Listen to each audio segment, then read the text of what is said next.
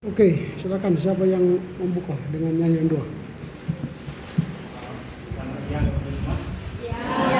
Sebelum kita memulai program kita buka dengan nyanyian doa.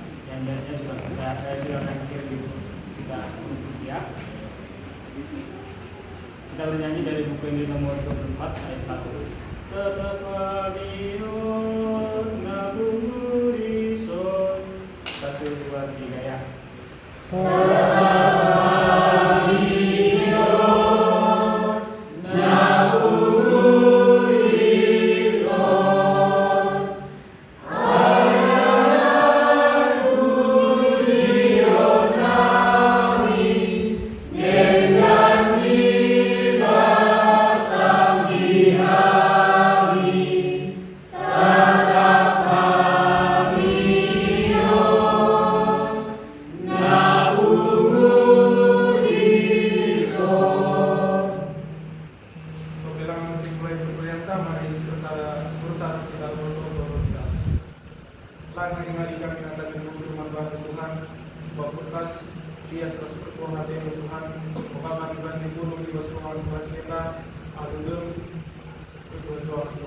Tuhan, petisi hari mulai kami perkuliahan kami, pasu-pasulah kami Tuhan, dalam baci kami ngasuh, begikan jana, kami ngasuh mengerti, kai dari sipai Bapak dosa kami Tuhan. Bagi Tuhan, foto kami sing laporkan hasil laporan bangsana, mereka membana ketenangan bagi ketentaran, dalam baci laporkan kai singko di kerja Tuhan. Tuhan, perkuliahan kami tetap diserahkan kami di bawah satu. Dan pertolongan kami, sebab kami melanggar nama Yesus Tuhan kami. Amin. Amin. Oke, jujur. Sebentar ya.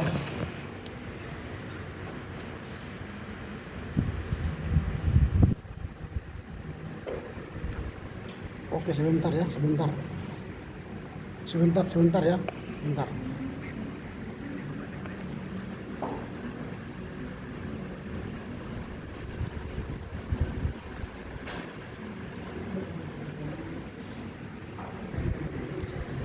Oke, baik. Sebelum kita mulai pertemuan yang ke-7 ini, saya sampaikan informasi minggu depan kita libur karena minggu depan akan ada pertemuan dosen dan pembina dan yayasan di Sukamakmur ya, di Center GBKP, sehingga kita tidak masuk minggu depan.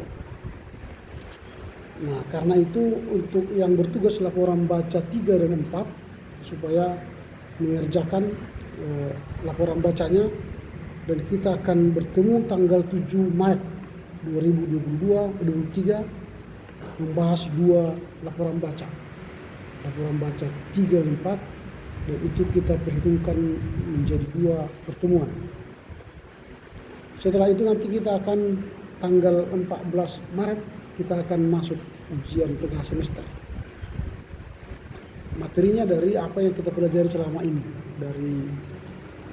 mulai dari pengantar sejarah gereja Asia lama, sampai pada materi yang akan kita bahas 2 minggu yang akan datang.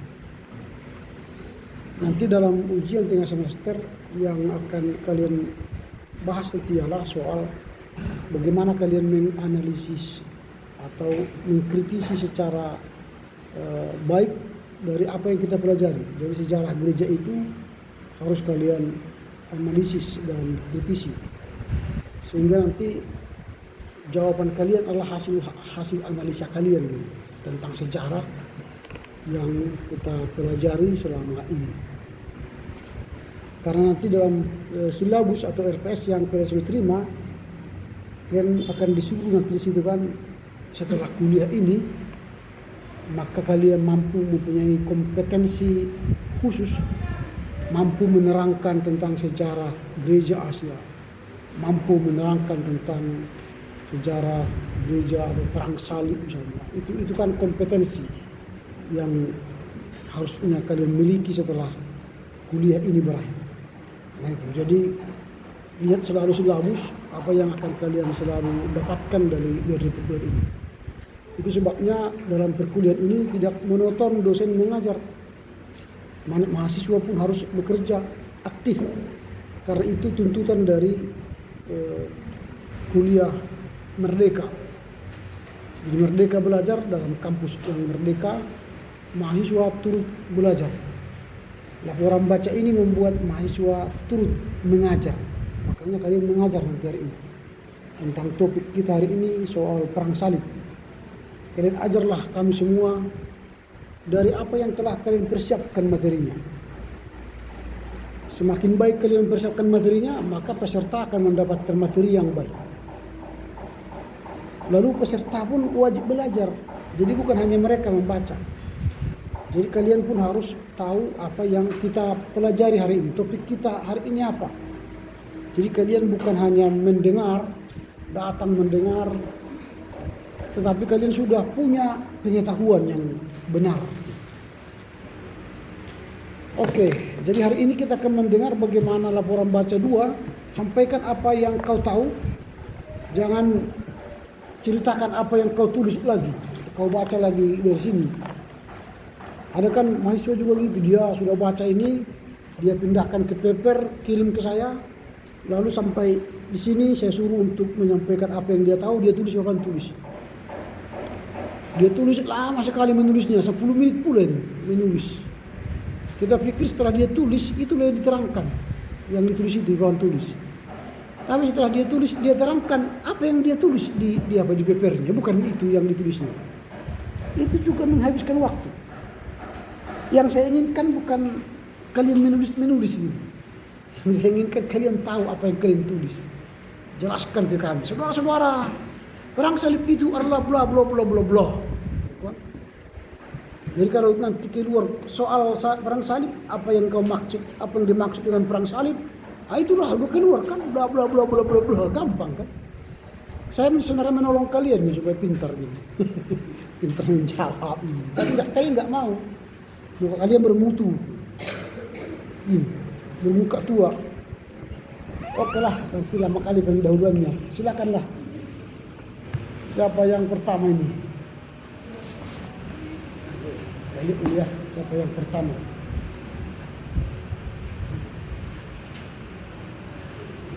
Yang pertama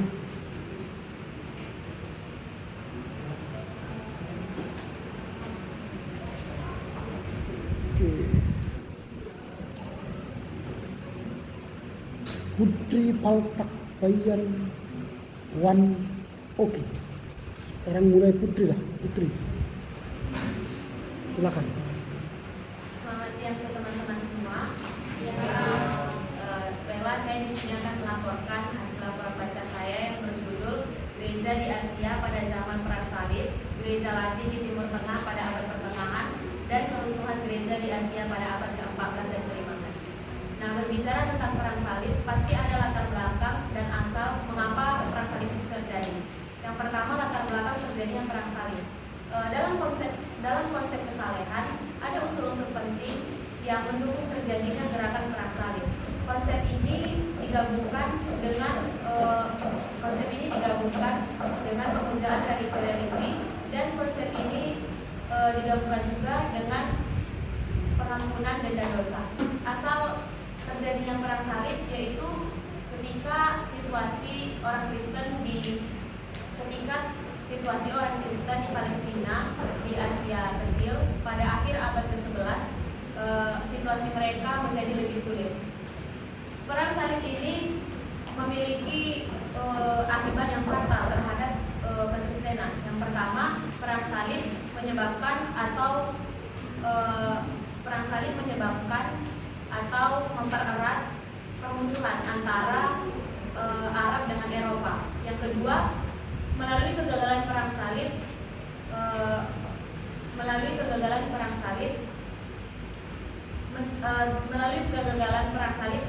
terjadi keputusan dan kekecewaan di Eropa. Yang ketiga, melalui perang salib keadaan orang Kristen di Asia Timur dipersulit. Yang keempat, motivasi terjadinya perang salib didukung dengan campuran antara keagamaan dengan duniawi. Yang kelima,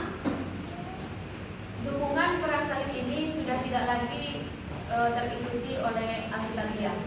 Perang salib ini terbagi menjadi beberapa tahap. Perang salib yang pertama pada tahun 1096 sampai 1099. Perang salib yang pertama ini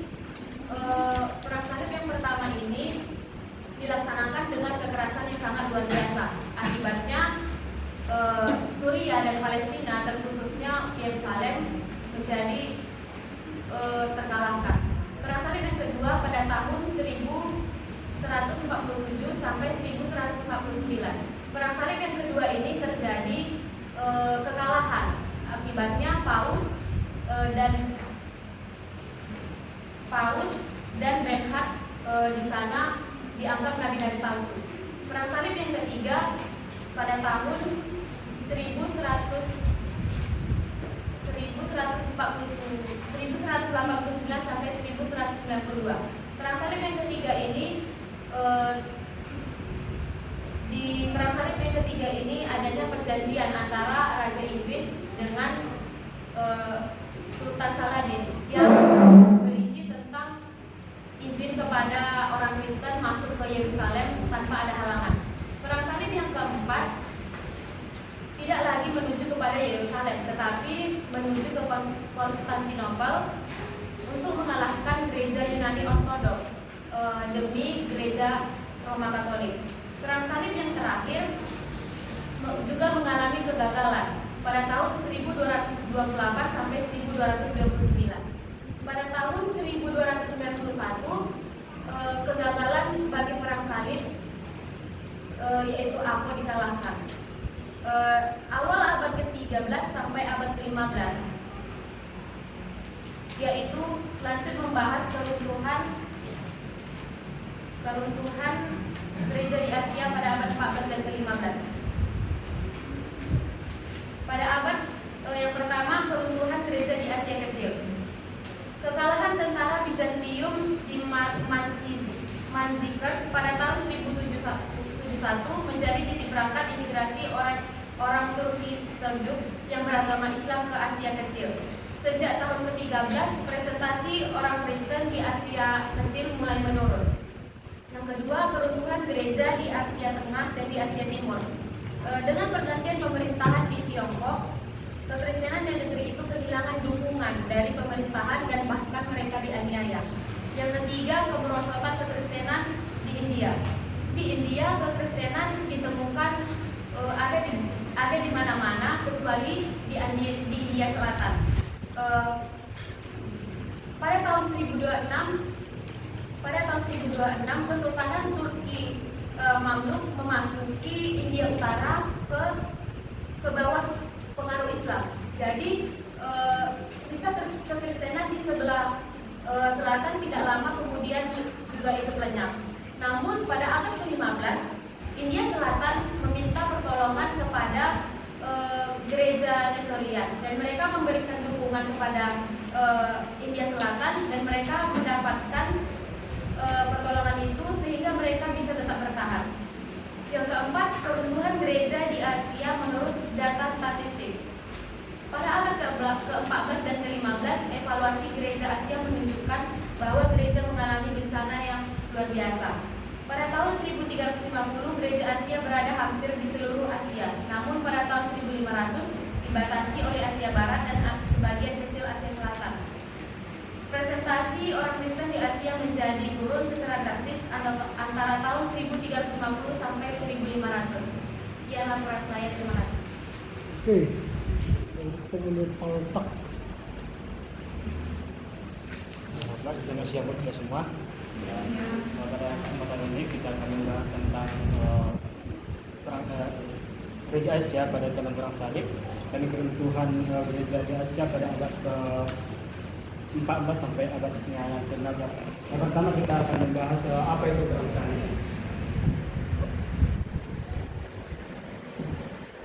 Nah, di sejarah gereja umum yang pertama kita telah membahas atau melewati materi perang salib.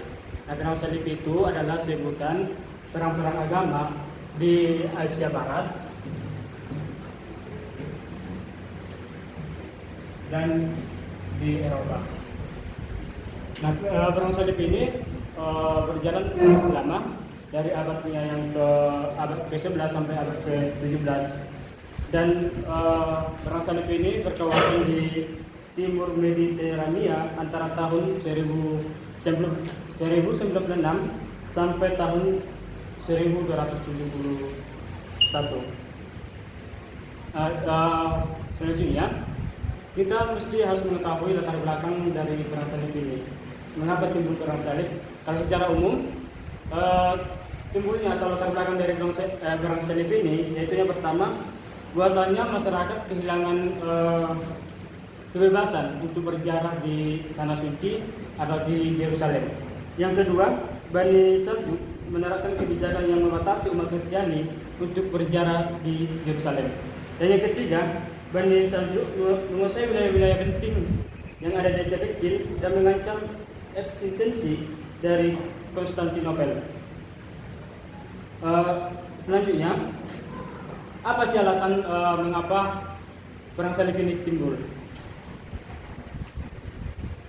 Alasan timbulnya perang salib yaitu atas permintaan dari Kaisar Alexius Comnenus pada tahun 1095 kepada Paus Urbanus II. Dikarenakan sejak tahun 1072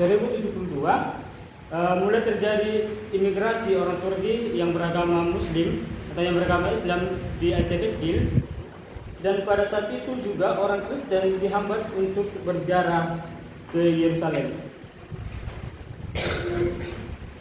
Ada di dalam perang salib, sebelum perang salib terjadi, ada motivasi hierarkis. Pada saat itu, apa sih ide hierarkis perang salib ini? Apa yang dimaksud dengan itu? Yaitu mempersatukan kembali gereja Kekaisaran Romawi bagian barat atau Roma Katolik dan gereja Kekaisaran bagian timur atau Yunani Ortodoks yang di bawah pimpinan Paus Roma Katolik pada saat itu. Nah, dan gereja Roma Katolik ini ingin menaklukkan gereja Yunani Ortodoks, yaitu kesatuan atau hubungan akrab antara Kekaisaran Romawi dengan gereja.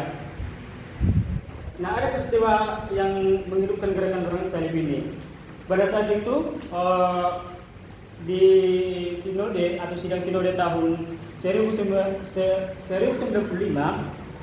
di Clermont, Prancis, dan yang dihadiri oleh Paus Urbanus II, dan di sana dia berpidato dan memberikan arahan kepada pengikut-pengikut atau pendatang yang ribuan orang datang di sana, bahwasanya apa yang dia sampaikan, apa yang dia telah sampaikan kepada seluruh yang hadir di sana, itu bukan dia sendiri yang mengatakan, tetapi Tuhan sendiri yang mengucapkan itu melalui Paus Urbanus II.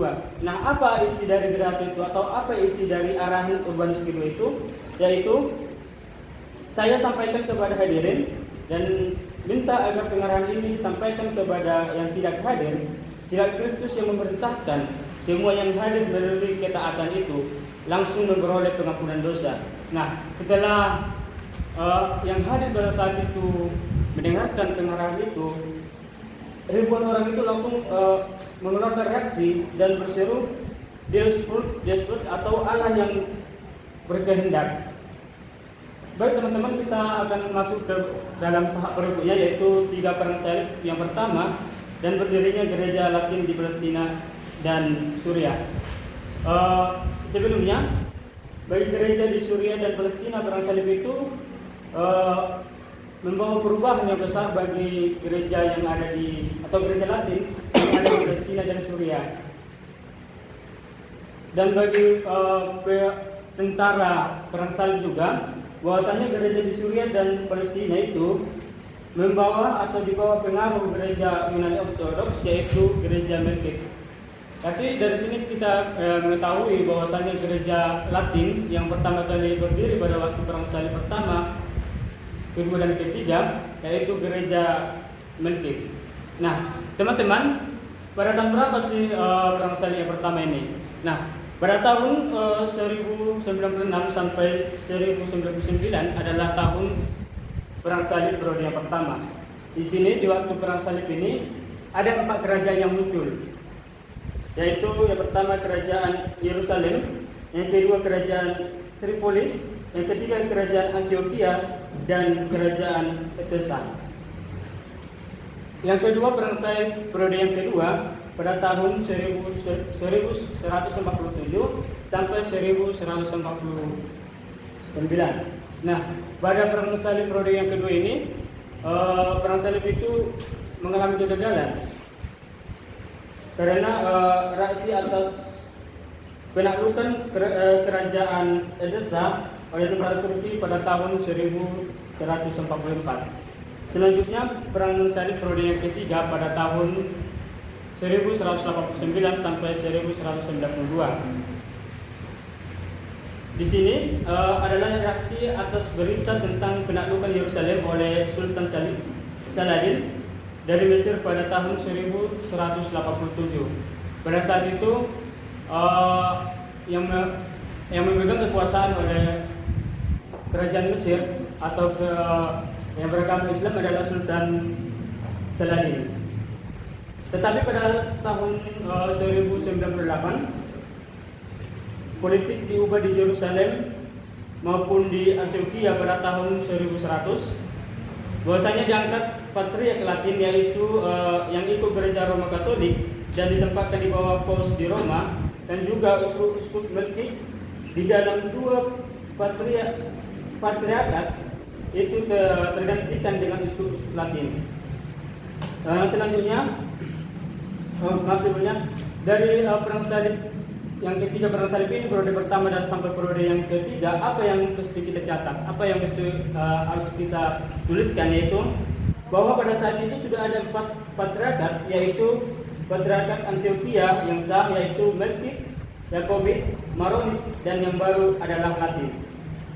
Selanjutnya, perang salib keempat dan berdirinya gereja Latin di Asia Kecil mulai dari tahun 1202 sampai 1204. Pada saat itu, setelah Konstantinopel dikalahkan pada tahun 1204, di sana didirikan satu kekaisaran Latin yang mencakup Yunani dan bagian barat laut Asia Kecil. Kekaisaran Latin di Konstantinopel hanya dapat bertahan sampai tahun 1261. Pada tahun itu kekaisaran Nikaia mengalahkan kembali Konstantinopel. Bersama dengan berdirinya kekaisaran Nikaia, patriarkat Yunani Ortodoks yang oleh tentara perang salib yang keempat diusir dari Konstantinopel dan didirikan kembali di Nikaia. Yang terakhir yaitu perang salib yang terakhir. Di sini ada perang salib yang kelima, yaitu di sana juga para tentara pasukan perang salib mengalami kegagalan. Tetapi di periode yang ke-6 di tahun 1228 sampai 1229, Yerusalem terlepas untuk seterusnya, dan pada tahun 1291 benteng terakhir tentara perang salib Angko dikalahkan. Pada tahun 1258, tentara Mongol mengalahkan tentara Khalifat dan menghancurkan Khalifat Abbasid di Baghdad. Selanjutnya, bagaimana keadaan gereja Georgia pada zaman perang salib? Ternyata teman-teman, di abad yang ke-11, gereja Georgia ini tidak mengalami atau tidak terkena pada masa perang salib, atau gereja ini tidak berlangsung terlibat di dalam perang salib. Dan pada tahun 1103, Georgia ini mengalami perubahan waktu Raja Daud kedua mulai mengadakan perubahan besar-besaran, yaitu yang pertama, disiplin gereja diperkuat dan juga pendidikan dikembangkan pada tahun 1105. Selanjutnya, union Roma Katolik dengan gereja monorit. Pada tahun 1203, Patriark Yeremia pada tahun 1203 sampai 1215 dari gereja monorit menyetujui perjanjian dengan gereja Roma Katolik, termasuk ketaatan terhadap Paus.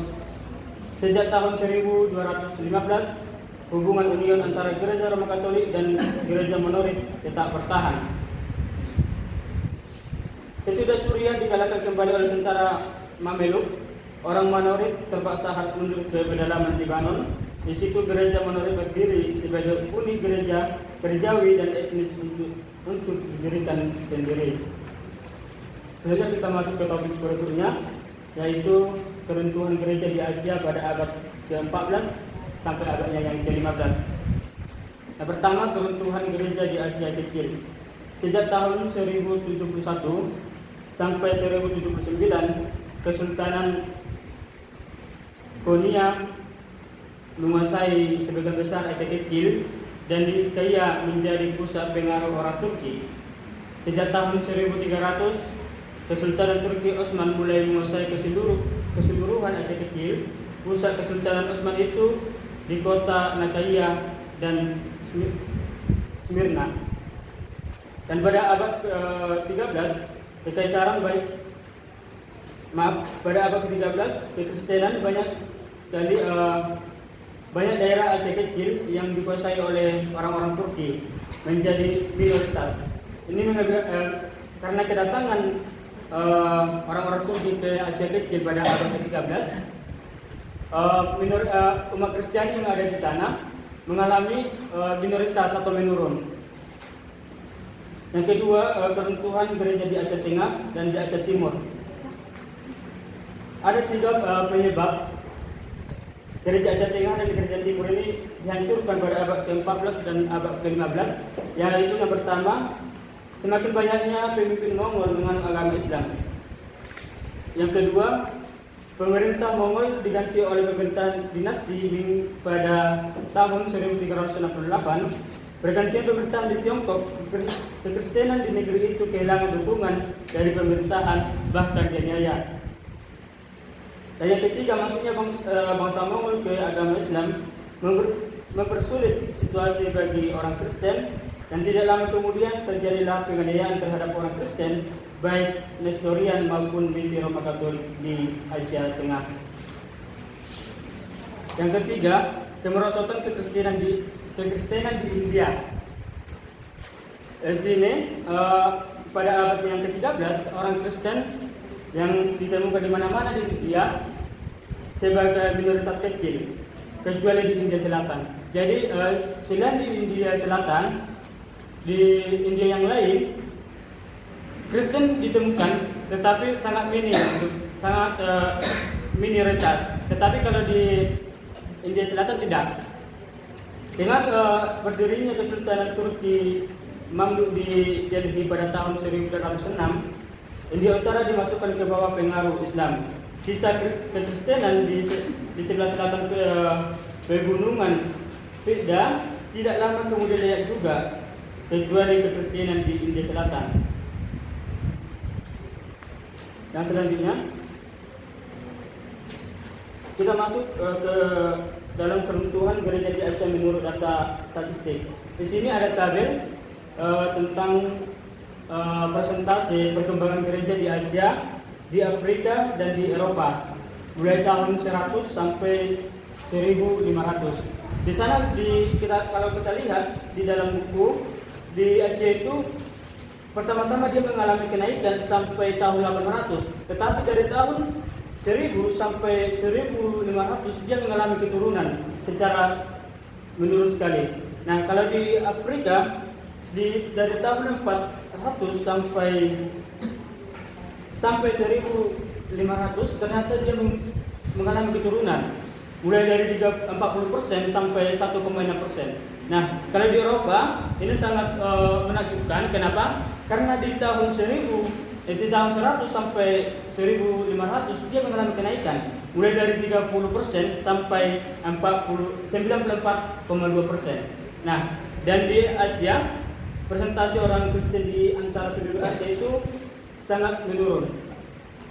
Tapi di tahun 300 dia 5,0%. Tetapi di tahun 800 dia mengalami kenaikan di tahun 500 dia mengalami kenaikan menjadi 15,8%. Tetapi tahun 800 juga dia juga mengalami menurun menjadi 19,2%. Tetapi yang paling menyedihkan di tahun 1500 dia sangat menurun dan sangat menjadi 1,2%. Mungkin demikian yang bisa saya sampaikan. Terima kasih. Oke, makasih. Jadi kalau ada kenaikan angka orang Kristen, baru kalau ada turun bukan keturunan. Orang Kristen keturunan turun. Orang Kristen turun jumlahnya bukan keturunan. Terjemahan langsung itu kan. Sama seperti misalnya begini.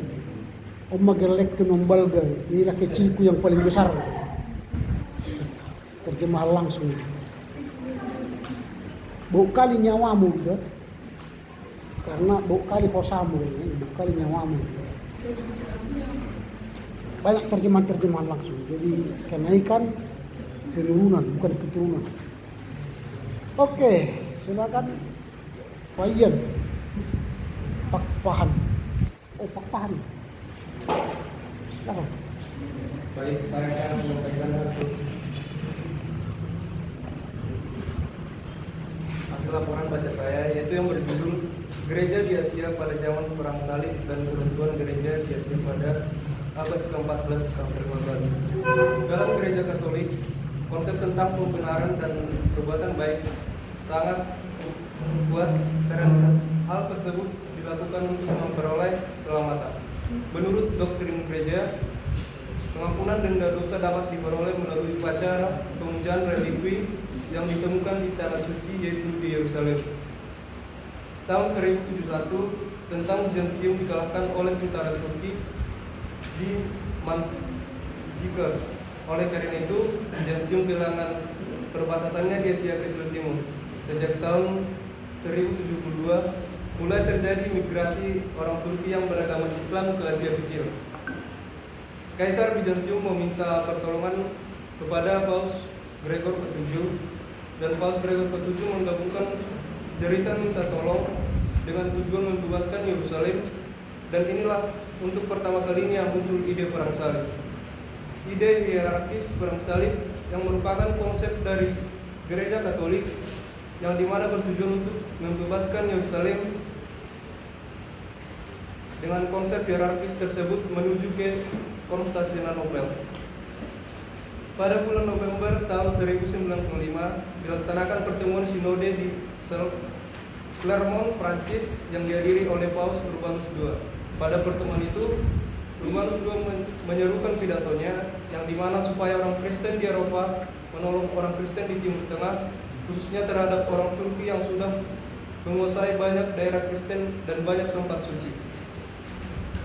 Perang salib yang pertama dan berdirinya gereja Latin di Palestina dan Suriah. Perang salib yang pertama terjadi pada tahun 1096 sampai 1099 yang dilakukan dengan kekerasan yang sangat luar biasa, yang dimana sebagian besar dari Suriah dan Palestina, khususnya Yerusalem, dikalahkan. Perang salib yang kedua terjadi pada tahun 1147 sampai 1149, yaitu reaksi atas penaklukan kerajaan Edessa oleh tentara Turki pada tahun 1144. Perang salib yang ketiga terjadi pada tahun 1189 sampai 1192, yaitu reaksi atas berita tentang penaklukan Yerusalem oleh Sultan Saladin dari Mesir pada tahun 1187.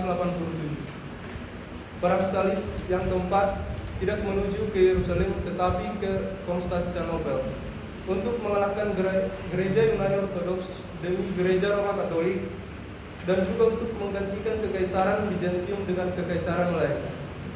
Dengan berdirinya kembali kekaisaran Bizantium, gereja Latin berakhir keberadaannya di Yunani dan Asia Kecil. Gereja Yunani Ortodoks mengalami restorasi.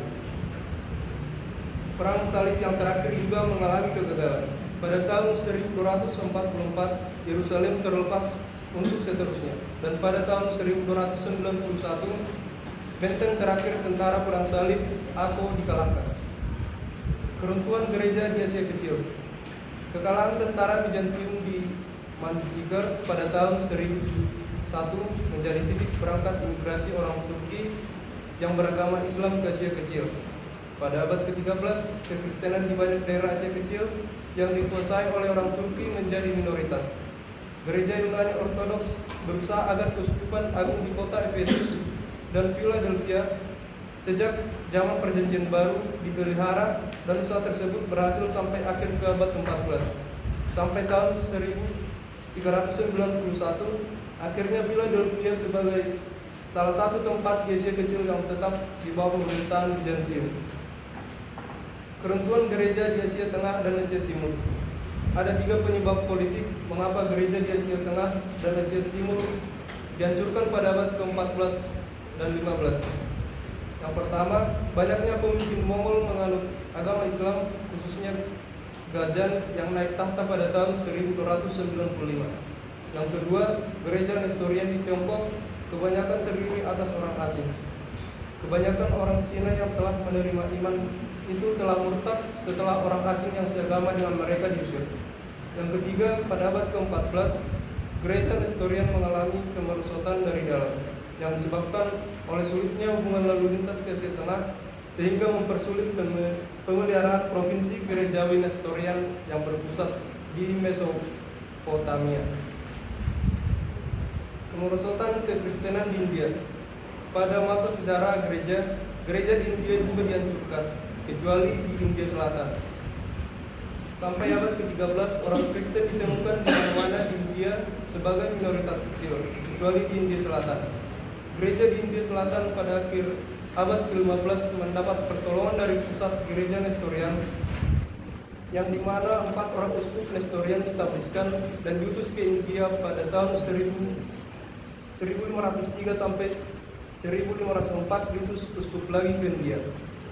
Keruntuhan gereja di Asia menurut data statistik.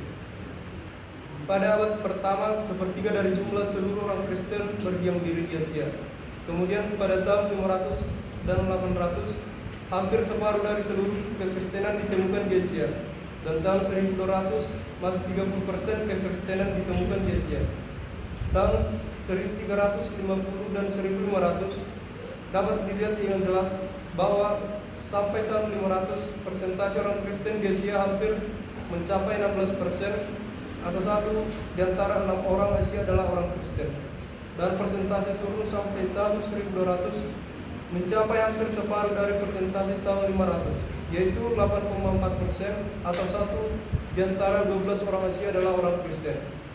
Bencana gereja Asia antara tahun 1350 dan 1500 menjadi jelas terlihat bahwa sampai tahun 1500 persentase turun sampai 1% lebih, atau hanya 1 di antara 83 orang Asia adalah orang Kristen.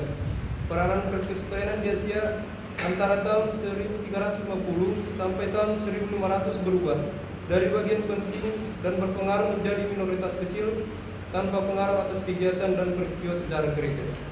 Sekian laporan. Oke, senang baca ya. Wan Putra. Baiklah, terima kasih. Di sini saya akan melaporkan hasil dari laporan baca saya yang berjudul tentang gereja di Asia pada zaman Perang Salib, gereja Latin di Timur Tengah pada abad pertengahan. Pertama-tama dulu kita harus tahu bagaimana latar belakang terjadinya Perang Salib.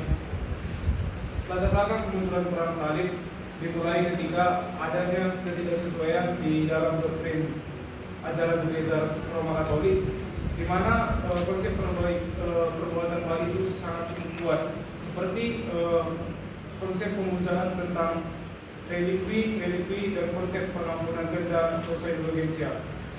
Menurut doktrin ini, upacara pemujaan relikwi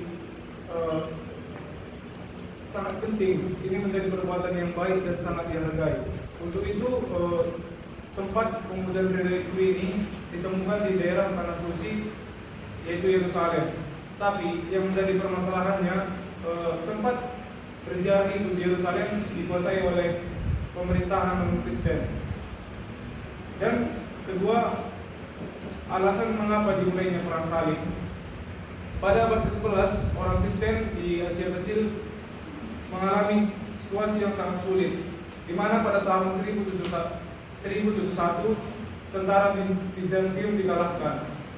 Ini berarti tentara Bizantium kehilangan kontrol atas perbatasan di Asia Kecil, dan ini mengakibatkan imigrasi orang Turki yang beragama Islam masuk ke dalam Asia Kecil. Dan pada tahun 1071 Yerusalem ditaklukkan oleh tentara Turki, dan sejak itulah orang Kristen susah untuk berziarah, atau orang Kristen mendapat hambatan dari orang Turki ketika berziarah ke Yerusalem. Dan pada itu juga Kaisar Bizantium meminta pertolongan kepada Paus Gregor VII agar memberi bantuan agar dapat membebaskan dari Yerusalem. Ini merupakan ide pertama dimulainya perang salib. Selain itu ada juga motivasi hierarkis yang mengakibatkan terjadinya perang salib, di mana dalam ide ini, di mana Gereja Katolik memiliki motivasi untuk mempersatukan kembali Gereja Kekaisaran Roma bagian timur, yaitu Gereja Yunani Ortodoks, di mana Gereja Roma Katolik ingin mempersatukan kembali Gereja Yunani Ortodoks itu menjadi satu dan berada di bawah naungan Paus di Katolik Roma. Lalu akibat dari perang salib ini sebelum itu ada juga peristiwa yang menghidupkan gerakan perang salib. Pada tanggal 27 November 1095,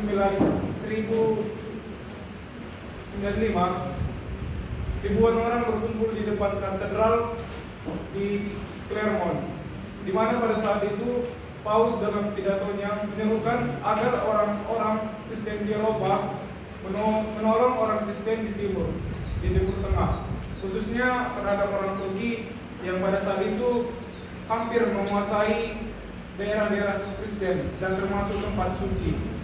Dalam pidatonya, Paus Urbanus mengatakan bahwa yang dia sampaikan bukan dari dia sendiri, tapi melainkan Kristus yang menghendakinya. Maka pada saat itu terjadi reaksi yang sangat emosional dari para hadirin, di mana orang itu berseru mengatakan There is fault atau Allah yang menghendaki. Dan pada tahun berikutnya tentara perang salib berangkat dari Eropa. Jadi ada 3 tahap dalam perang salib itu. Yang pertama pada tahun 1096 sampai 1099, di mana pada perang ini terjadi kekerasan yang sangat luar biasa yang mengakibatkan seluruh bagian Suriah, Palestina, dan khususnya Yerusalem itu dapat direbut. Dan pada saat itu tentara perang salib mendirikan 4 kerajaan perang salib, seperti kerajaan Yerusalem, Tripolis, Antioquia, dan Edessa. Lalu pada tahun 1147 sampai 1149 terjadi perang salib kedua. Ini merupakan reaksi dari penaklukan kerajaan Edessa oleh tentara Turki, di mana pada saat itu para tentara perang salib gagal karena Paus dan Bernhard dihina sebagai nabi palsu. Lalu pada tahun 1189 sampai 1192 terjadi perang salib yang ketiga, di mana ini merupakan reaksi atas perintah tentang penaklukan Yerusalem oleh Sultan Saladin dari Mesir. Pada tahun 1192 juga diadakan perjanjian antara Raja Inggris dan Sultan Saladin yang mengizinkan peziarah Kristen untuk masuk ke Yerusalem tanpa halangan. Lalu ini tentunya mendapat dampak kepada gereja di Palestina dan di Suriah, di mana pada saat itu gereja mendapatkan perubahan yang besar. Pada awalnya gereja di Palestina dan gereja di Suriah itu masih berada di bawah naungan gereja Yunani Ortodoks, yaitu gereja Keltik.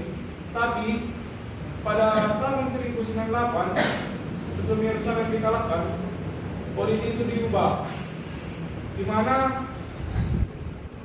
gereja itu tadi berubah menjadi Patriark Latin atau gereja di bawah naungan Roma Katolik. Di dalam karena terjadi perubahan itu, maka para uskup-uskup Melkit itu diganti menjadi uskup-uskup Latin. Lalu apa dampak dari perang salib ini?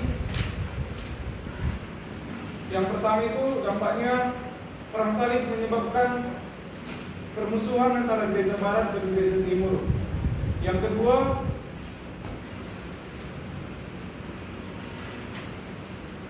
itu gereja di barat menaruh kecurigaan kepada Kristen di timur. Terus yang ketiga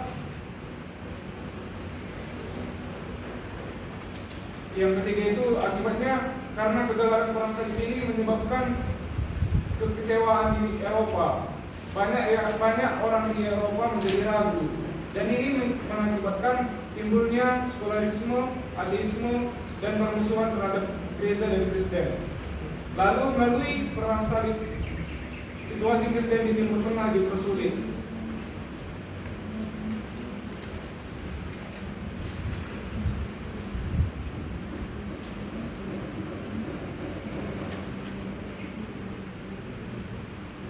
Perang salib yang keempat, yaitu adapun motivasi dari perang salib keempat ini bersifat campuran antara perdagangan, ekonomis, dan hierarki perang salib. Di mana perang salib yang keempat ini tidak menuju ke Yerusalem, tetapi ke Konstantinopel, di mana tujuannya itu untuk mengalahkan gereja Ortodoks dan menggantikannya dengan gereja Roma Katolik. Sesudah Konstantinopel dikalahkan, maka didirikan Kekaisaran Latin yang mencakup Yunani di bagian barat Laut Asia Kecil. Tapi Kekaisaran Latin di Konstantinopel ini tidak dapat bertahan dengan lama.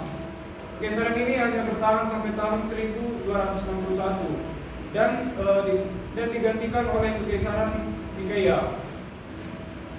Hal itu juga menyebabkan Kekaisaran Latin di Konstantinopel juga harus berakhir. Dengan berdirinya kembali Kekaisaran Bizantium, gereja Latin berakhir keberadaannya di Yunani, dan gereja Ortodoks mengalami restorasi. Adapun yang perang salib yang terakhir itu ini juga mengalami kegagalan, di mana dengan kekalahan perang salib, maka pengaruh Latin atas gereja Melkit di Suriah dan Palestina juga hilang. Gereja Georgia pada awal zaman perang salib, abad 11 tentara Turki masuk ke dalam daerah Georgia, di mana pemerintahan Arab diganti oleh pemerintahan Turki. Tetapi gereja Georgia tidak langsung terlibat dalam perang salib tersebut. Pada tahun 1103, Raja Daud mengadakan rapat sinode, di mana di dalam rapat itu dibahas tentang disiplin gerejawi dan pendidikan dikembangkan. Union Roma Katolik dengan gereja Maronit. Gereja Katolik berhasil mengadakan kerjasama dengan gereja Maronit, di mana sebelumnya gereja Maronit ini menganut monoteisme, yang artinya kepercayaan hanya satu-satunya kepada Tuhan dan berkuasa penuh atas segala sesuatu. Dalam kerjasama ini, gereja Maronit mendapat banyak bantuan dari gereja Roma Katolik. Yang selanjutnya, gereja monofisik pada masa perang salib. Yang pertama itu adalah gereja Yakobit. Gereja Yakobit ini menjalin hubungan baik dengan perang salib, dan mereka juga menghormati gereja Yakobit. Pada masa perang salib, gereja Yunani Ortodoks maupun gereja Romawi Katolik berusaha untuk mengadakan kerjasama dengan gereja Yakobit. tetapi itu semua tidak berhasil. Yang selanjutnya itu gereja Armenia, di mana maksudnya bangsa Turki ke Armenia mengubah situasi di dalam negara tersebut, di mana banyak orang berimigrasi ke Eropa Timur dan daerah-daerah di sekitar Laut Tengah. Pada saat itulah gereja Yunani Ortodoks mencari kesempatan untuk mengadakan kerjasama dengan tuntutan agar gereja Armenia mengakui pengakuan iman Kalsedon. Ini juga dibicarakan pada sinode pada tahun 1179, namun ini tidak berhasil. Lalu pada abad ke-12, kerajaan Armenia kecil juga dengan alasan politik, dia ingin juga mencari hubungan akrab dengan Roma. Namun sejak tahun 1117 sampai 1198, gereja Armenia di Armenia kecil bersatu dengan gereja Katolik. Lalu gereja Yunani Ortodoks dalam usahanya mempersatukan dengan tujuan kesamaan doktrin, maka gereja Katolik untuk mengadakan kerjasama, yaitu agar gereja Armenia setuju di bawah pemerintahan Paus. Gereja Nestorian dan Perang Salib. Bagi gereja yang di timur ini, Nestorian tidak mengalami dampak langsung dari Perang Salib itu, karena dia berada di bawah pemerintahan Islam yang tidak mengadakan kontak dengan pengikut Perang Salib. Bagi gereja Nestorian, yang penting itu adalah mencari relasi dengan gereja Yakobit. Maka pada tahun 1142, gereja Nestorian dan gereja Yakobit berdamai.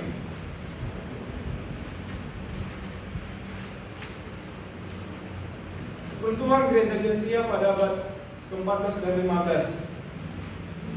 Pada tahun 1071, tentara Bizantium kalah dari tentara Turki, dan pada saat itulah menjadi titik awal orang Turki berimigrasi yang beragama Islam ke daerah Asia Kecil. Lalu pada tahun 1071 sampai 1079, Kesultanan Koinia menguasai sebagian besar kecil dan Achaia menjadi pusat pengaruh orang Turki. Lalu pada tahun 1176, tentara Bizantium dikalahkan oleh tentara Turki. Sejak itu, Kesultanan Turki mulai menguasai seluruh Asia Kecil. Walaupun Bizantium sudah kalah, meskipun dia kehilangan kontrol di daerah Asia, ini bukan berarti gereja Yunani Ortodoks yang pusatnya di Bizantium langsung kehilangan pengaruhnya. Tapi sebaliknya orang Kristen di Yunani Ortodoks di Asia Kecil tetap di bawah kepemimpinan Patriark Konstantinopel. Dengan demikian, daerah yang dikuasai Patriark Konstantinopel secara gerejawi lebih besar daripada wilayah kekaisaran Bizantium. Tapi di sini menjadi perhatian pada tahun ke-13, di mana persentase orang Kristen di Asia Kecil mulai menurun, di mana penyebab utamanya adalah imigrasi orang Turki yang beragama Islam, dan orang Kristen pada saat itu banyak yang berpindah agama. Menurut daftar keuskupan agung, pada awal abad 13 masih terdiri dari 48 keuskupan agung di Asia Kecil. Tapi pada abad ke-15 hanya terdapat 17 keuskupan lagi yang berada di Asia Kecil. Dan pada saat itu juga Kekristenan sudah menjadi minoritas dan pengaruhnya terhadap lingkungan itu sudah berkurang. Peruntuhan gereja di Asia Tengah dan Asia Timur. Dalam peruntuhan gereja di Asia Tengah dan Asia Timur ini ada disebabkan 3 faktor politik, yaitu pertama, pada saat kepemimpinan Mongol, toleransi beragama itu sudah mulai menurun, di mana pada saat itu juga pemimpin Mongol menganut agama Islam, khususnya pada pemerintahan Kazan. pada tahun 1295 ini merupakan menjadi pelopor bagi orang Mongol masuk Islam. Lalu yang kedua itu adanya pergantian pemerintahan di Tiongkok. Hal ini menyebabkan kekristenan di negeri itu kehilangan dukungan dari pemerintah. Bahkan orang Kristen di daerah Tiongkok mendapatkan penganiayaan dan yang ketiga itu pengaruh politik. Di Asia Tengah, masuknya bangsa Mongol ke agama Islam ini tentunya mempersulit situasi orang Kristen. Apalagi sesudah Gajah masuk Islam dan ia naik takhta pada tahun 1295. Perlu diketahui bahwa bangsa Mongol ini perlu kita ketahui bahwa bangsa Mongol masuk melalui bagian barat, sedangkan bagian timur itu menjadi agama Buddha.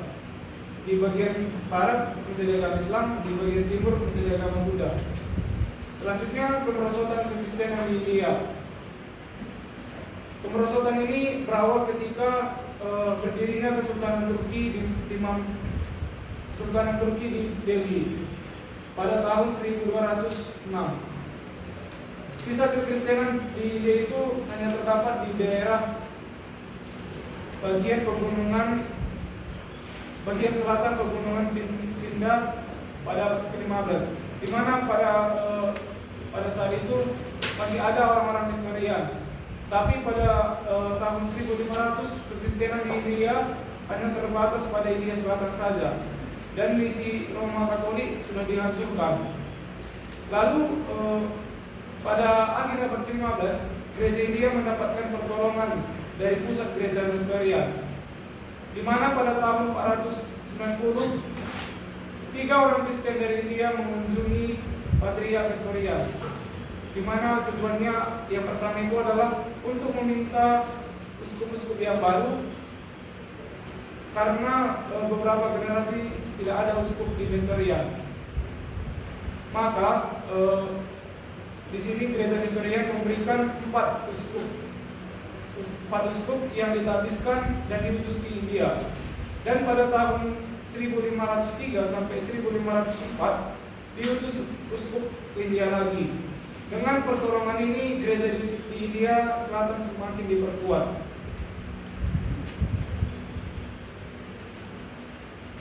Langsung aja masuk ke dalam peruntukan gereja di Asia menurut data statistik. Oke, kalau masih ingin baca kita tinggalkan aja, lanjut ke si Oki. Baik, pertama ini saya gereja di Asia pada zaman Perang Salib, gereja lagi itu pada pertengahan. Gereja Asia pada zaman Perang Salib, gereja lagi itu pada abad pertengahan. Perang Salib mempunyai akibat fatal bagi seluruh Kristenan. Kita dapat melihat di orang tua. Contohnya ada 7 yang pertama itu Perang Salib menyebabkan dan memperkuat permusuhan antara dunia Arab dan Eropa. Perang Salib juga berarti serangan gereja Barat Roma Katolik pada gereja Ortodoks. Yang ketiga, kegagalan Perang Salib menyebabkan keputusan dan kekecewaan di Eropa, sehingga banyak orang Eropa menjadi ragu-ragu dan skeptis. Yang keempat, melalui Perang Salib di situasi orang Kristen di timur, di tengah dipersulit. Dan kelima, motivasi tentara-tentara Perang Salib bersifat campuran antara agama dan dunia. Keenam, di bidang agama konsep yang mendukung Perang Salib sudah meninggalkan doktrin Alkitab. Secara psikologis Perang Salib bisa diartikan sebagai reaksi terlambat dari pihak Eropa terhadap kemenangan bangsa Arab agama Islam di 2/3 wilayah dunia Kristen di sekitar Laut Tengah pada abad ke-7 dan ke-8. Baik, kita masuk di latar belakang dari Perang Salib. Latar belakang sudah ide Perang Salib dalam hal kesalahan dan unsur penting yang mendukung timbulnya gerakan Perang Salib. Menurut doktrin gereja Roma Katolik, pengampunan dosa dapat diperoleh dengan mengucap upacara pemujaan religi yang terpenting ditemukan di tanah suci, yaitu di Yerusalem dan di sekitar. Oleh karena itu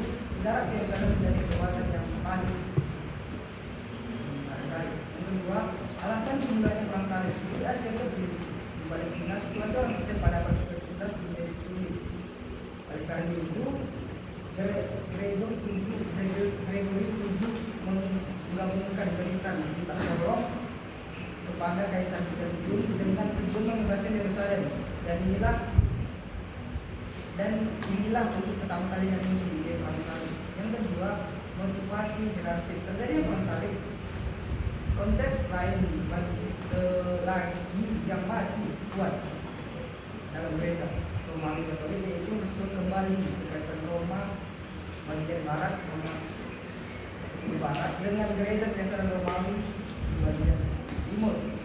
Peristiwa yang keempat, peristiwa yang menghidupkan gereja perang salib pada bulan November tahun 1995 dilaksanakan Petrus Berde di Clermont, Prancis, yang diikuti oleh Paus Urbanus II. Di sini pertemuan oleh Paus Urbanus II ini, dia mengatakan membuat pertemuan, dan di dalam pertemuan itu Paus menyampaikan kebutuhannya supaya orang Kristen di Eropa menolong orang Kristen di Timur Tengah, khususnya terhadap orang Turki. Di sini bukan Paus Urbanus yang mengatakan kita harus menolong ataupun membuat pertemuan di dalam pertemuan. Oke, stop aja.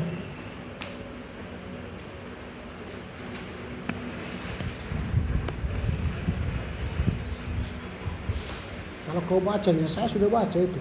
Malas mendengar kau baca itu ulang. Aku hanya ingin tahu kau punya sesuatu enggak di kau isi. Secara sederhana, apa yang menyebabkan perang salib? Oke. Satu kalimat aja, apa yang membuat perang salib terjadi?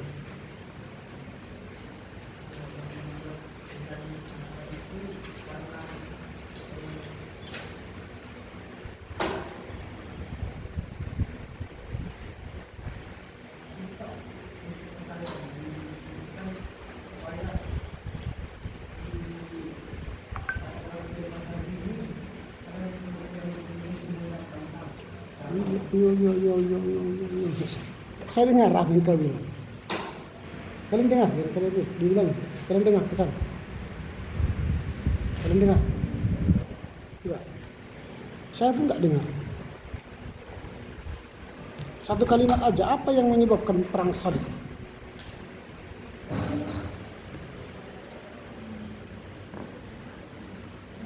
Satu, misalnya. Perang salib itu terjadi karena apa?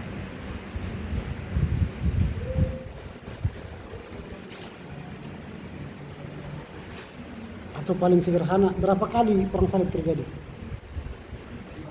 5 kali.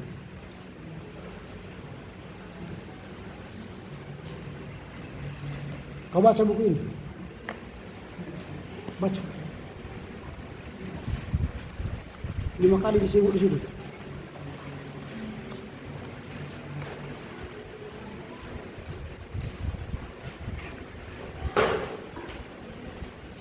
Coba baca dulu halaman 91. Teruskan baca.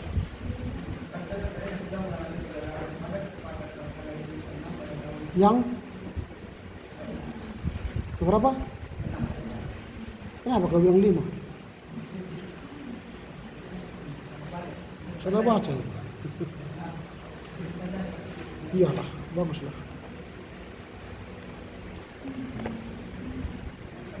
Ya, oke lah.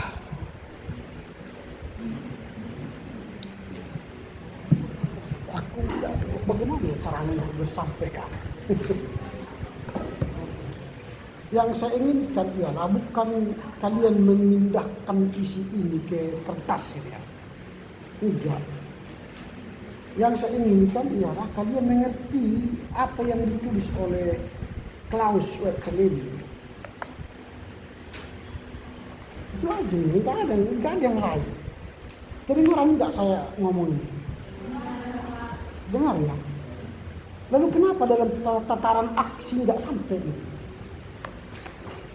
Dalam tataran aksi, apa bahasa sederhana? Itu sebut bahasa yang tinggi-tinggi, tak ngerti juga. Kenapa setelah di kelas nggak mampu menjelaskan? Jelaskan aja yang kau tahu. Sedikit aja nggak apa-apa. Perang salib itu terjadi karena 1, 2, 3, 4, 5. Selesai gitu Pak. Selesai udah. Kalau hanya itu aja yang bisa kau tahu dari bacaan. Daripada kau baca ulang. Capek kita mendengarnya.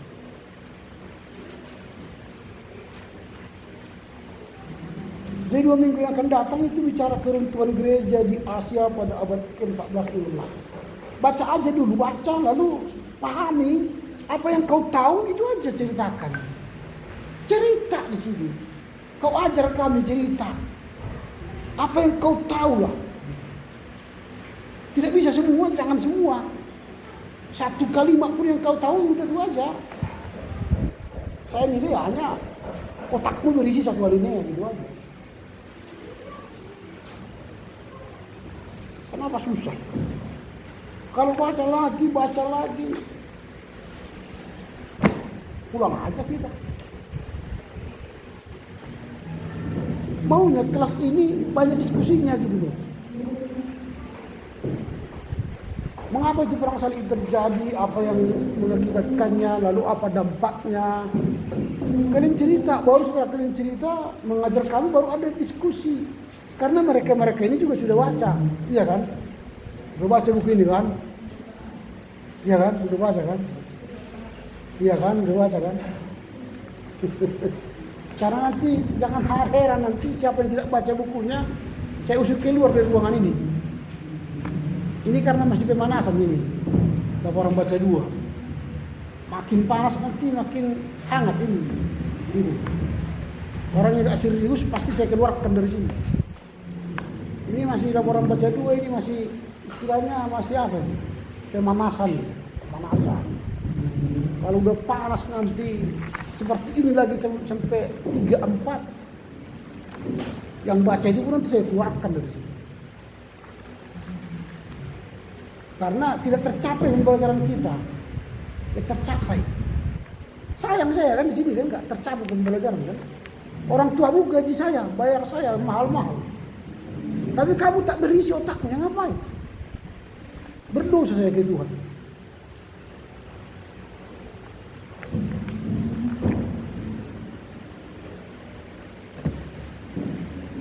Kalian nanti setelah tamat mata kuliah ini, kalian sudah bisa punya ilmu tentang sejarah gereja Asia. Mampu gitu. Bagaimana saya menguji kalian mampu? Ya ini di sini saya lihat nilainya. Kemampuan kalian apa? Ujian UTS itu menambah kemampuan kalian saya uji. Dan pada akhirnya nanti UAS kalian. Kalau tidak ada isinya, ya terima aja hasilnya nanti ya. Intinya ialah kalian mampu menjelaskan mata kuliah ini. Kalian baca enggak RPS kita? Dibaca. Apa kalimat di situ? Buka dulu biar kalian. Karena di awal sudah saya jelaskan. Kompetensi dasar apa? Kompetensi itu artinya kemampuan dasar kalian setelah mengikuti mata kuliah ini apa?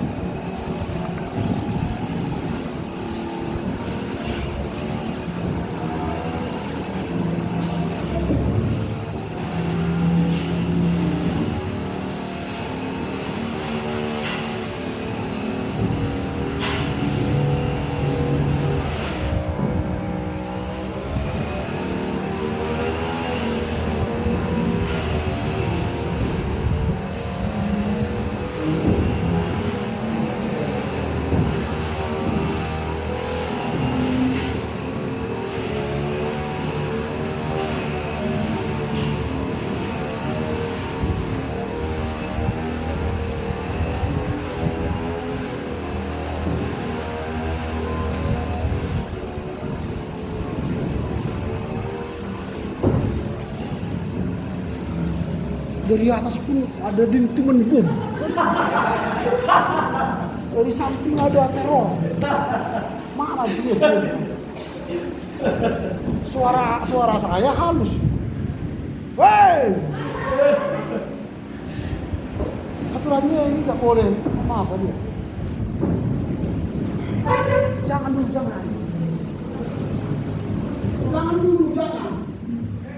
Ribut. Ya, saya sedang mengajar. Jangan dulu. Nanti. Ini ada orang ini, rame. Kedengaran suara rame. Tapi bukan orang halus. Ya, maaf ya. Ya, itu lagi belajar.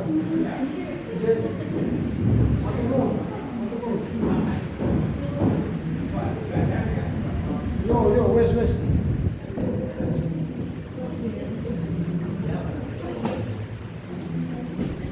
Oke, jadi kompetensi artinya itu kemampuan dasar kalian selama perkuliahan ini berjalan ialah memahami tentang konteks gereja lahir dan berkembang di Asia, pergumulannya dengan tradisi agama-agama lokal, agama Hindu, Islam. Jadi sekarang kita kan sudah berhubungan dengan agama Islam, perang salib ini. Lalu kompetensi khusus, ini lebih khusus lagi. Yang kalian miliki apa? Mampu menerangkan sejarah pekabaran Injil di benua Asia. Mampu menganalisa.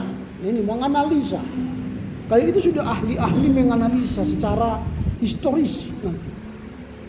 Faktor pendukung, penghambat pertumbuhan gereja, pergumulannya.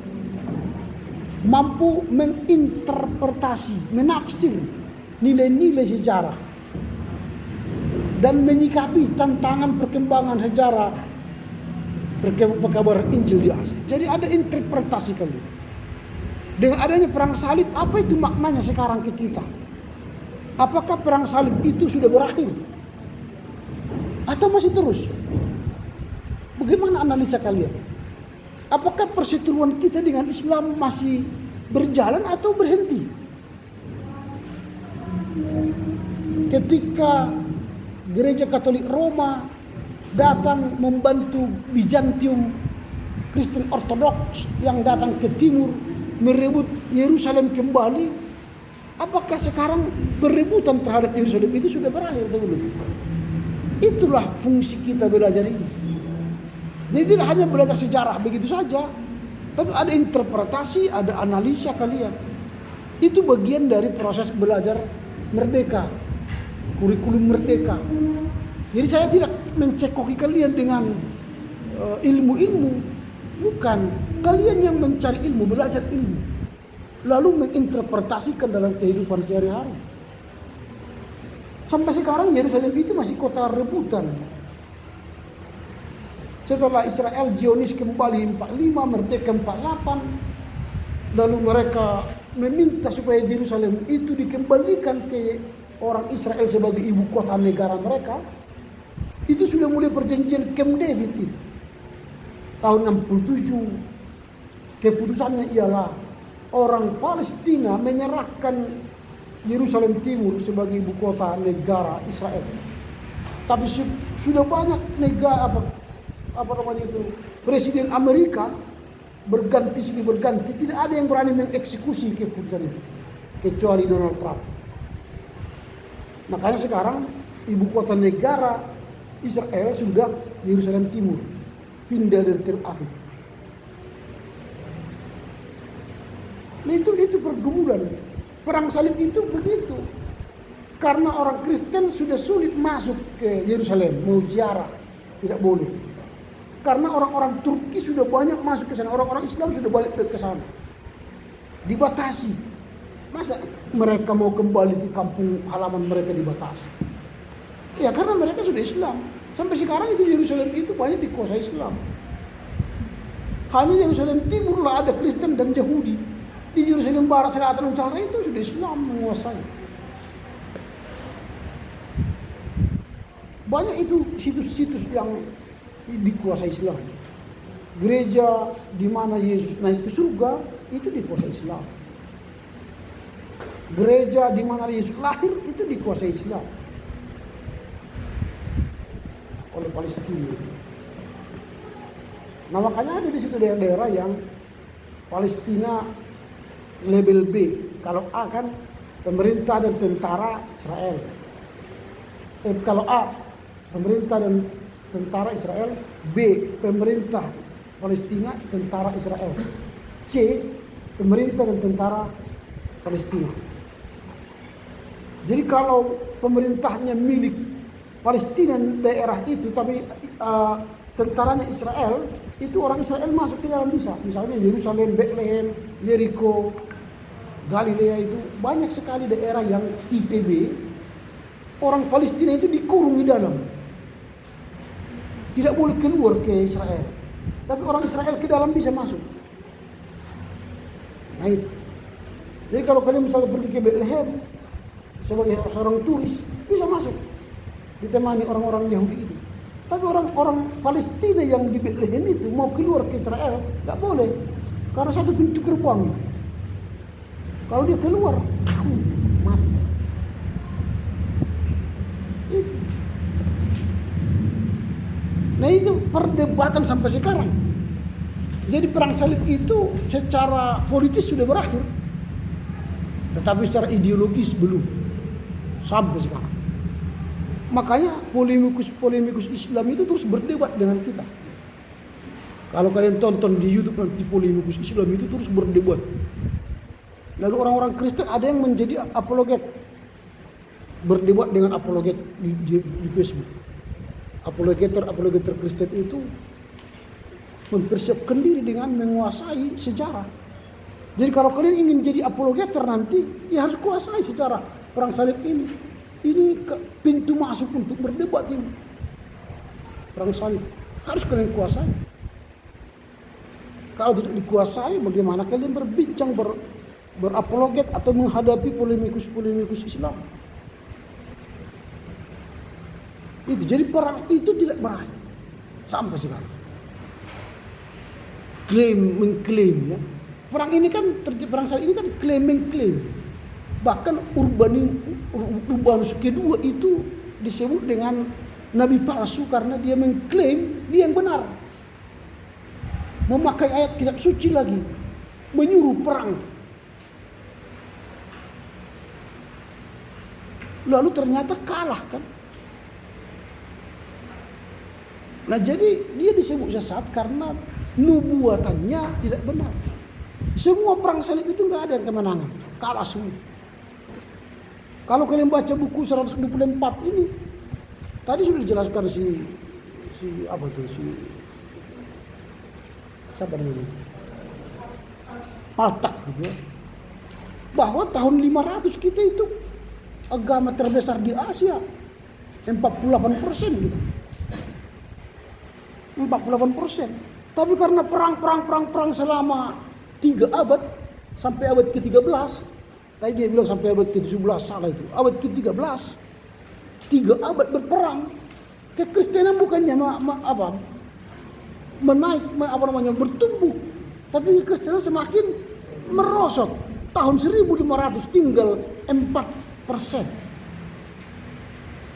Gila. Jadi kalau kita terus berperang, lupa penginjilan, habislah kekristenan ini. Kalau gereja ini berperang, pecah, udahlah habis nanti. Lihatlah gereja kita sekarang. Gereja-gereja kota itu mulai sepi kan. Orang tua yang tinggal kan, lansia. Kalau lansia ke depan, gak ada lagi orang yang duduk di kursi. Itu artinya tinggal tunggu di Son Maradian. Siapa yang mau tambah? Menikah anaknya pergi ke GBI. Menikah anaknya pergi ke GKI. Pentakosta. Nanti gereja suku tinggallah nama. Itu karena kita sibuk berperang. Kalau gereja hanya berperang, habislah kekristenan. Kemudian di situ praktik gereja bukan lagi praktik surgawi spiritualitas, tapi sudah praktik material. Karena mereka ingin membangun gereja Katolik Roma, Basilia itu ya, tempatnya paus mengangkat tangan kalau hari-hari raya kan, dari jendela paus itu. Tuhan memberkati engkau, amin. Semua orang mengejar itu, mengejar paus dalam jendelanya. Ribuan orang di lapangan itu hanya mau menerima berkat paus itu. Dijuallah surat akhlak itu, penghapusan dosa, tebusan dosa, supaya bisa membangun Basilia itu. Karena nggak ada uangnya, jual. Sekarang apa yang kalian jual untuk mendapatkan dana di gereja? Sebelum kita mengumpulkan persembahan, firman Tuhan berkata, memeras rohani, secara rohani. Berilah, jangan karena terpaksa. Padahal 2000 juga ya kan? Bukannya makin besar, makin sedikit ya.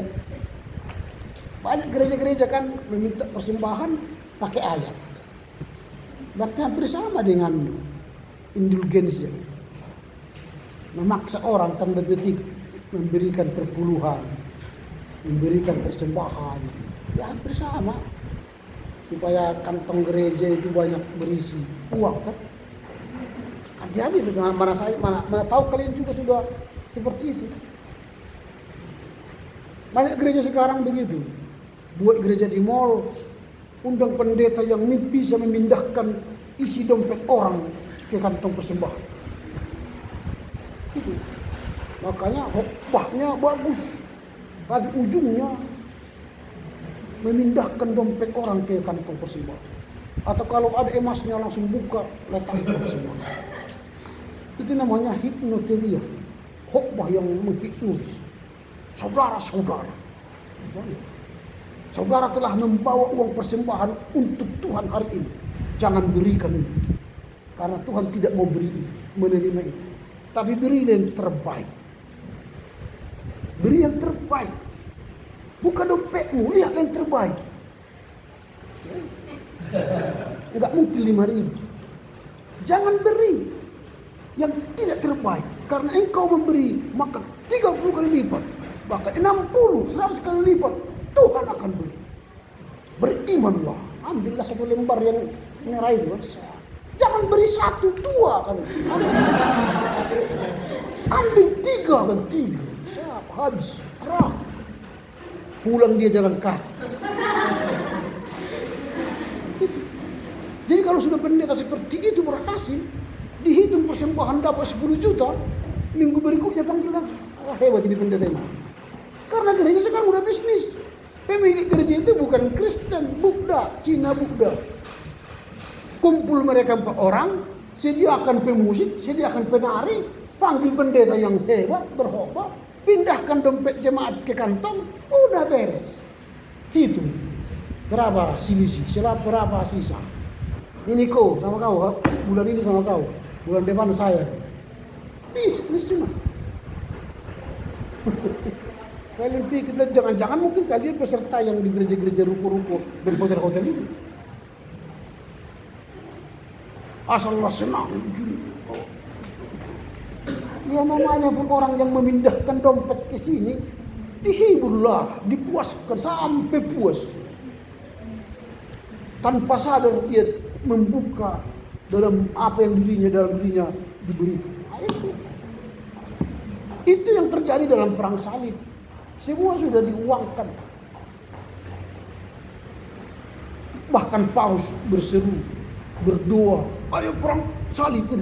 Berdoa, mari kita berdoa, Tuhan kami mau berperang, mau membunuh orang. Ya mana ada dalam ajaran Kristen seperti itu? Dalam nama Yesus, tembak, mana ada. Makanya kalah kita. Itu teguran Tuhan. 6 kali perang salib kalah. Gak ada yang menang. Tapi kalau mereka seperti itu kan, waduh, takbir, ambil pintungan, bus. Biasa itu. Orang Kristen gak ada itu. Ini yang membuat perang salib itu masih berkobar. Walaupun secara politis tidak ada perang salib sekarang. Tapi perang ideologi karena salib masih gencar sekarang. Kalau ada pendeta yang jadi ustaz, wah langsung tersebar. Apalagi dengan digitalisasi sekarang kan. Berita media sosial. Ketika Daniel mau Islam, mualaf, wah semua disebar. Tapi kalau ada ustadz jadi pendeta nggak disebar. Nah itu perang itu, perang salib. Dan perang salib itu jangan kalian anggap itu perang kepada antar agama, Islam Kristen, tidak. Sebenarnya itu kan kekaisaran Roma dan Yunani itu, Ortodoks Yunani itu juga perang itu. Itu yang terus berperang. Minggu yang lalu kan sudah kita bahas itu. Akhirnya orang-orang Nestorian diusir dari Edessa. Dan mereka pindah ke Nesibia. Ini karena apa? Kita terus berperang. Akhirnya orang-orang Islam yang sudah mulai menjamur kala itu makin besar, bertumbuh, mengalahkan kita. Dan itu memang teguran Tuhan loh bagi orang-orang Kristen. Kalau kita sibuk berperang, menganggap diri lebih benar, maka Tuhan pakai orang lain menegur kita. Sebenarnya para ahli masih banyak mengatakan bahwa ada perang salib lain. Ada yang mengatakan 6 kali, tapi ada juga yang mengatakan lebih dari 6 kali. Ada perang anak, ada perang untuk mengkristenkan daerah, itu disebut dengan perang salib. Nanti kalian baca ada perang salib itu banyak itu. Tapi yang paling terkenal itu 6 kali perang itu. Nah itu jadi hati-hatilah, perang salib ini pun jangankan dulu sampai sekarang pun ada perang kan. Kalian mungkin dengan teman sekamar kalian juga perang gitu. Teman satu kelas pun perang gitu. Ada iri-irian, kenapa dia dapat nilai A, aku enggak samanya kami gitu. Jadi perang. Jadi jangan perang.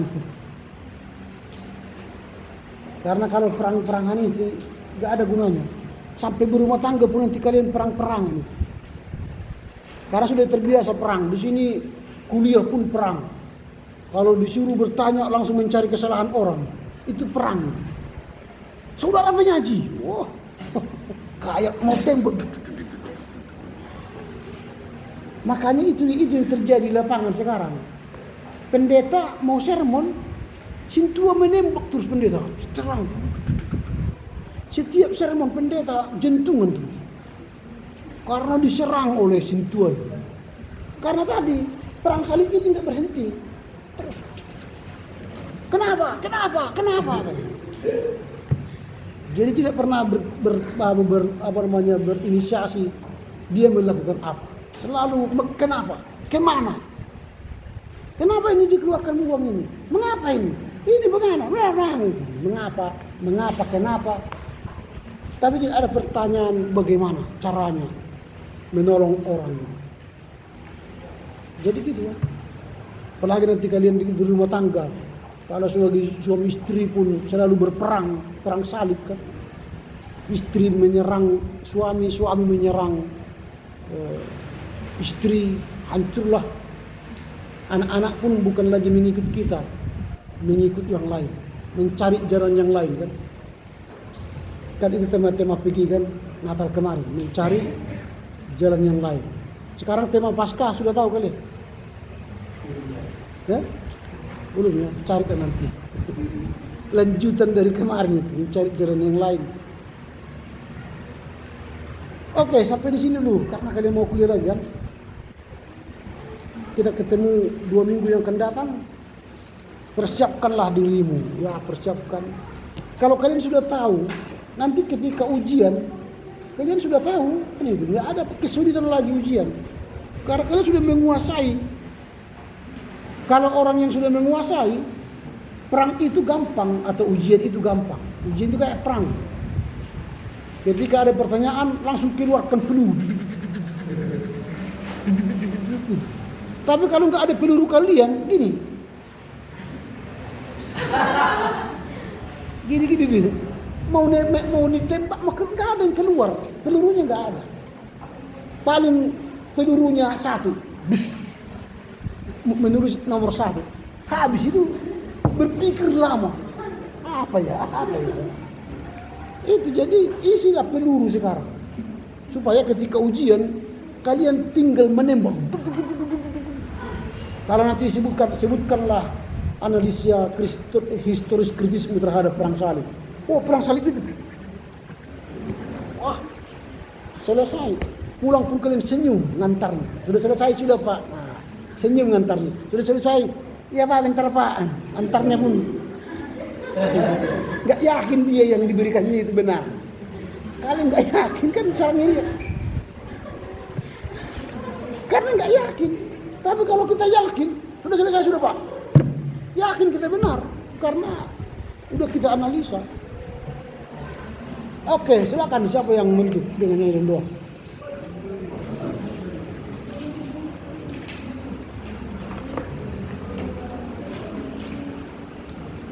Kita bernyanyi Ku berbahagia yang cintamu 2, 2, 3 ya.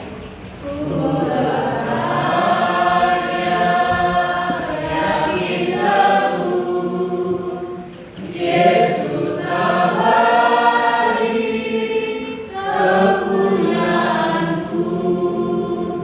Aku warisnya ku ditebus ciptaan baru Roh Kudus. Aku bernyanyi bahagia memuji Yesus selamanya. Aku bernyanyi bahagia